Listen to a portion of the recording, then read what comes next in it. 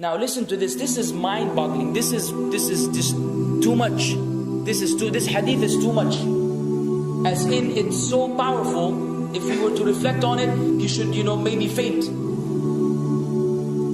When Allah loves a slave, He calls on Jibreel. Who's Jibreel?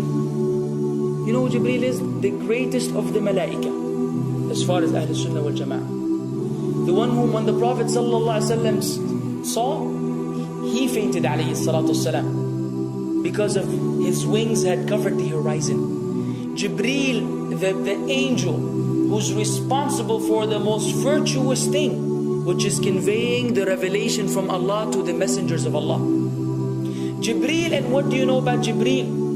Allah said, whoever is adu, whoever is an enemy to Jibreel, then Allah is the enemy to the disbelievers. Allah defended Jibreel in the Quran. Jibreel, the one who took the Prophet ﷺ in Al-Isra al-Mi'raj, in the ascension to the heavens. Jibreel, the malak, which we don't know what to say about, because of his honor and his virtue in the sight of Allah. Allah will call on him to share with him the love which He has for you. Allah doesn't need to do this.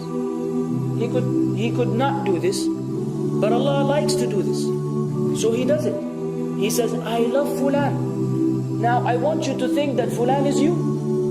Whatever your name is, Ahmad, Mayroob, whatever your name is. Imagine Allah above the heavens, above the throne, in His greatness and His majesty, which is beyond our human comprehension, calls out to Jibreel to inform him that He loves you.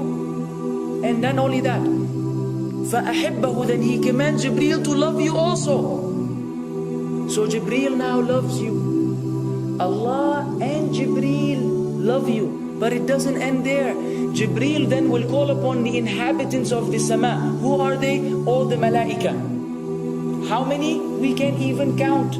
Trillions and trillions of malaika which Allah created beyond our, again, human comprehension. All of them are commanded simultaneously to love you. First Jibreel says, Allah loves Fulan, so now you have to love him. Then all of the angels in the heavens love you. Then Allah will place acceptance for you on earth. So people will love you. Not everyone. You may be saying, why do I have enemies? People who love the Sunnah will love you. The people who love Allah and His Messenger will love you. The people who are upon the correct aqidah and methodology will love you. Other people may hate you because of a problem in them, not because of a problem in you. Because you may say, well, this fasiq, this evil, disobedient person doesn't love me. Don't expect him to love you. He loves people like himself. Who will love you? Righteous people. Righteous people. They don't know why. They don't even know why. You've never even given them $1 or a riyal or a pound. You've never done anything for them. Maybe you scream at them. Maybe you do other things. It's Allah. Why? Because Allah had loved you first, then Jibreel had loved you first, then the malaika loved you afterwards, then Allah put acceptance for you on earth, so people have no choice but to love you. We ask Allah to make us among them. Now what better than that? What else do you want? What else do you want? What? If you're a person whom Allah loves, in every movement you go, you do, you spray, you sleep, whatever you do, you are among those whom Allah loves and Jibreel loves and the angel loves. What else do you want, ya akhi? You're guaranteed success in this life and in the life to come. Guaranteed. No way Allah will punish you. No way. No way Allah will punish someone whom He loves. But the hadith doesn't stop. The hadith has a very saddening continuation, which we should seek refuge with Allah from. وَإِذَا أَبْغَضَ عَبْدًا, and if Allah hates a slave, He also calls on Jibreel. And He informs Jibreel that He hates this person. So He will command Jibreel to hate this person. Then Jibreel will tell the angels to hate this person. Then Allah will put hatred for him on earth.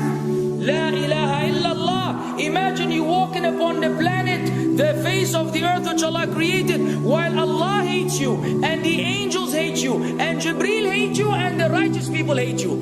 What a sad state for a human being. And ikhwan, we could be one of those as well. If If you are prideful, arrogant, you are qualified for this hatred, because Allah does not love kulla mutakabbirin jabbar. Allah does not love the arrogant, the prideful. If you go against the sunnah, then Allah does not love those who go against the sunnah. If you don't observe taqwa, and you don't observe ihsan, and you don't observe tawbah and tatahur, then again we are disqualified. If you, many things which we can mention, many things which will bring about Allah's hatred and deprive us of Allah's love. It's a very sensitive situation, meaning right now, you have to be one of these two. Either Allah loves you or He doesn't. But there's always good news, even for those people whom we can be amongst. It's not too late because you're alive. It's not too late because it's Ramadan. It's not too late because you're breathing. Even if you led a life of someone who had attained Allah's hatred, if you were to return to Allah, then Allah will love you and be happier. He will be so happy with your tawbah than a man who lost his mount in the desert. Upon it was his food and his drink, and then he waited under a tree for death, and all of a sudden he opened his eyes and he sees his camel or his horse or whatever that was right in front of him, and he gets so happy. He said, Allahumma anta abdi wa ana rabbuka. Oh Allah, you are my slave and I am your Lord. Kufr. He said a statement of kufr, but the Prophet ﷺ said, أخطأ من شدة الفرح. He made a mistake because he's so happy. You know when you're so happy that you may say things against what you want to say? When you're so happy that you just, you say words that mean nothing to anyone? Allah is happier when you return to Him than that person. What else do we want? For how long are we going to stay away from Allah?